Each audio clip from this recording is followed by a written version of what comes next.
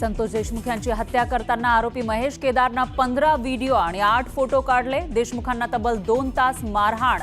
दोषारोपपत्रातून धक्कादायक माहिती समोर। संतोष देशमुख यांचं अपहरण करून हत्या केल्याची सुदर्शन घुले, प्रतीक घुलेसह 3 आरोपींची कबुली। पोलीस कोठडीतील जबाबात आरोपींनी कबुली दिल्याची माहिती।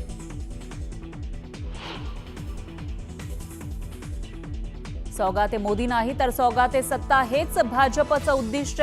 बटेंगे तो कटेंगे म्हणणारे आता सौगात देणार। उद्धव ठाकरेंची मोदींवर घणाघाती टीका। अर्थसंकल्पीय अधिवेशन निरर्थक होतं। अधिवेशनानं फक्त देशाला उत्तम गाणं दिलं। अर्थसंकल्पीय अधिवेशनावर उद्धव ठाकरेंचा घणाघात।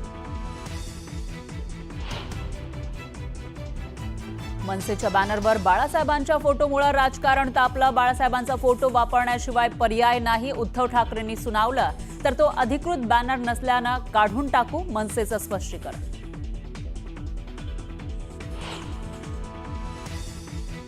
मंत्री गिरीश महाजन यांच्या डोक्याला दुखापत। लोखंडी रॉडला धडकल्यानं बसला डोक्याला मार, तर उपचारानंतर महाजन तातडीनं नाशिककडे रवाना।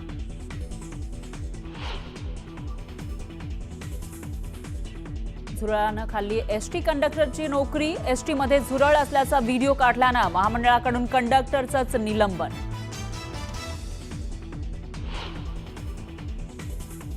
धुळ्यात फुग्यानं घेतला 8 वर्षांच्या चिमुकलीचा जीव। फुगा फुगवताना तुकडा घशात अडकल्यानं मुलीचा मृत्यू।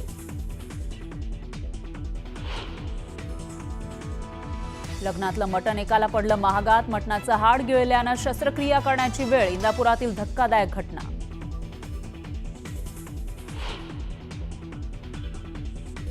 पुणे विद्यापीठात मुलींना बघून अश्लील चाळे करणारा जेरबंद। अनिल गायकवाड असं ताब्यात घेतलेल्या आरोपीचं नाव।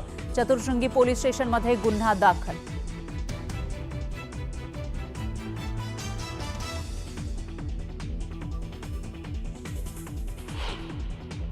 आपण पाहूयात राजकारणाशी संबंधित पुढची बातमी। शिवसेना प्रमुख बाळासाहेब ठाकरे यांच्या फोटोवरनं पुन्हा एकदा ठाकरे बंधू आमने-सामने आलेत। मनसेच्या स्थापनेनंतर बाळासाहेब ठाकरे यांनी आपला फोटो मनसेच्या बॅनरवरती वापरला जाऊ नये असं राज ठाकरेंना निक्षून सांगितलं होतं। त्यानंतर मनसेनं आपल्या बॅनरवरनं शिवसेना प्रमुखांचा फोटो हटवला सुद्धा होता। पण आता पुन्हा एकदा शिवसेना प्रमुख बाळासाहेब ठाकरेंचा फोटो मनसेच्या बॅनरवरती झळकल्यामुळे वादाची ठिणगी पडली आहे। जर आता महाराष्ट्र जिंकायचं असेल तसं जसं गेल्या वेळेला ह्या गद्दारीने सुद्धा बाळासाहेबांचा फोटो वापरला, तसंच सगळ्यांनाच बाळासाहेबांचा फोटो वापरण्याखेरीज काय पर्यायच राहिला नाही। पक्षाने एक डिझाईन फायनल केलेली आहे, सर्व पदाधिकाऱ्यांना दिलेली आहे। तीच आमची अधिकृत इमेज आहे किंवा अधिकृत डिझाईन आहे। त्या व्यतिरिक्त कोणी हे जर पदाधिकाऱ्यांनी लावलं असेल ते उत्साहाच्या भरात लावलं असेल। मला असं वाटतं की ज्यांनी काँग्रेसबरोबर युती केली त्यांना हे लागू पडतं की त्यांनी वंदनीय बाळासाहेबांचा फोटो किंवा पुतळा लावू नये।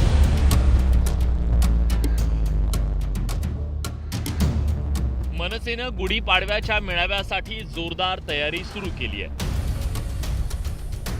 दादर परिसरात मनसेनं मोठ्या प्रमाणात बॅनर लावले। त्यापैकी एका बॅनरवर शिवसेना प्रमुखांचा फोटो झळकलाय। ठाकरे कुटुंबातील 4 पिढ्या बॅनरवरच्या फोटोत पाहायला मिळत आहेत। पण त्यावरून आता उद्धव आणि राज ठाकरे बंधूंमध्ये जुना वाद उफाळून आलाय। उद्धव ठाकरेंनी मनसेला टोला लगावलाय। सर्वांना बाळासाहेबांच्या नेतृत्वाखेरीज दुसरा पर्याय नाही हेच त्यातून दिसतंय। आणि जर आता महाराष्ट्र जिंकायचं असेल तसं जसं गेल्या वेळेला ह्या गद्दारीने सुद्धा बाळासाहेबांचा फोटो वापरला, तसंच सगळ्यांनाच बाळासाहेबांचा फोटो वापरण्याखेरीज काय पर्यायच राहिला नाही। उद्धव ठाकरेंच्या या टीकेला मनसेच्या स्थापनेवेळी रंगलेल्या वादाची किनार आहे। राज ठाकरेंनी मनसेच्या स्थापनेनंतर पक्षाच्या पोस्टरवर शिवसेना प्रमुखांचा फोटो वापरायला सुरुवात केली।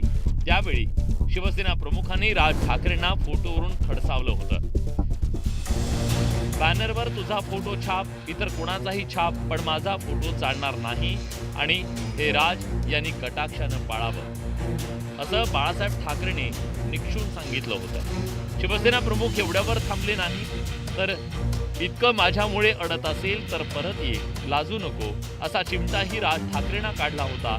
त्याला आता 2 दशकं उलटून गेली पण पुन्हा एकदा मनसेच्या बॅनरवर शिवसेना प्रमुखांचा फोटो झळकल्यानं वाद पेटला. आमच्या पक्षाने एक डिझाईन फायनल केलेली आहे, सर्व पदाधिकाऱ्यांना दिलेली आहे. तीच आमची अधिकृत इमेज आहे किंवा अधिकृत डिझाईन आहे. त्या व्यतिरिक्त कोणी हे जर पदाधिकाऱ्यांनी लावलं असेल, ते उत्साहाच्या भरात लावलं असेल, तर संबंधित पदाधिकाऱ्याला आम्ही सांगितलं की ते काढून टाका. आम्ही तर माननीय शिंदे साहेबांच्या नेतृत्वाखाली बाळासाहेबांचा विचार हा पुढे घेऊन जातोय, आनंद दिघे साहेबांचा विचार पुढे घेऊन जातोय. त्याच्यामुळे यामध्ये आम्ही बसत नाही. मला असं वाटतं की ज्यांनी काँग्रेसबरोबर युती केली त्यांना हे लागू पडतं की त्यांनी वंदनीय बाळासाहेबांचा फोटो किंवा पुतळा लावू नये. 2006 साली राज ठाकरेंनी शिवसेनेतून बाहेर पडून मनसेची स्थापना केली. त्यानंतर शिवसेना प्रमुखांनी राज ठाकरेंना आपला फोटो वापरायला मनाई केली. आज 2 दशकानंतरही पुन्हा एकदा फोटोवरून वाद रंगल्याचं पाहायला मिळत आहे. Bureau report, news 18 Lokmat.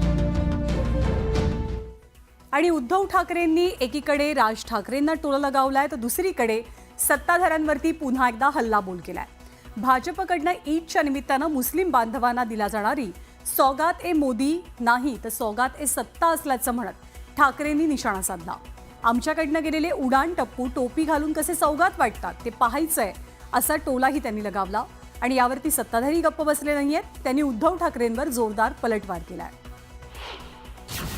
कामरा ते सौगात, ठाकरेंचा घणाघात. ही काही सौगाते मोदी नाहीये, हे सौगाते सत्ता आहे. म्हणजे यांना सत्तेसाठी हे कोणत्याही थराला जाऊ शकतात. सौगात ए मोदीवरून वादाची ठिणगी.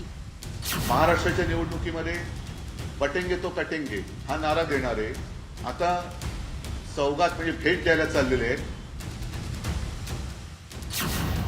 शिवसेनेवरून पुन्हा एकदा सामना. शिवसेना एकच आहे. एसएनसी ही शिवसेना मी मानतच नाहीये. एसएनसी हा एक गट आहे.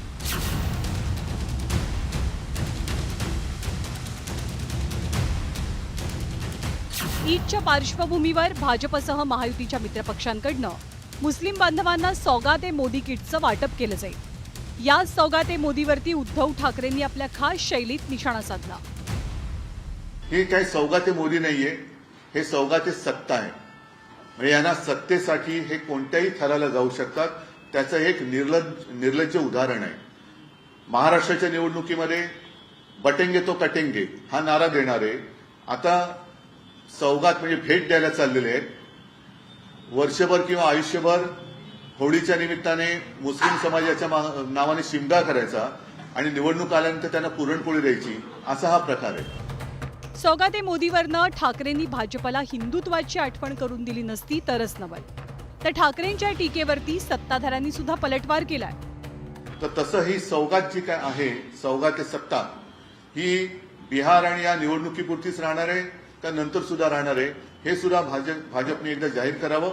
आणि मग आता त्यांनी हिंदुत्व सोडलेलं आहे हे अधिकृतपणाने जाहीर करावं. त्यामुळं उद्धव ठाकरेंनी खरं तर मोदीजी आणि अमितभाई किंवा देवेंद्रजी किंवा एकनाथ शिंदे बोलण्यापेक्षा आपली पार्टी कुठं तुटत आहे, आपली पार्टी कशामुळे नाराज आहे, आपला बूथवरचा तालुका अध्यक्ष कार्यकर्ता का त्यांचा पार्टी सोडतायत याचा विचार त्यांनी केला पाहिजे. याकडे जास्त लक्ष उद्धव ठाकरेंनी दिलं पाहिजे. उद्धव ठाकरेंच्या शाब्दिक तोफखान्यातनं उपमुख्यमंत्री एकनाथ शिंदेही सुटले नाहीत. शिंदेंच्या नेतृत्वातील पक्ष शिवसेना नसल्याचं ठाकरेंनी ठासून सांगितलं.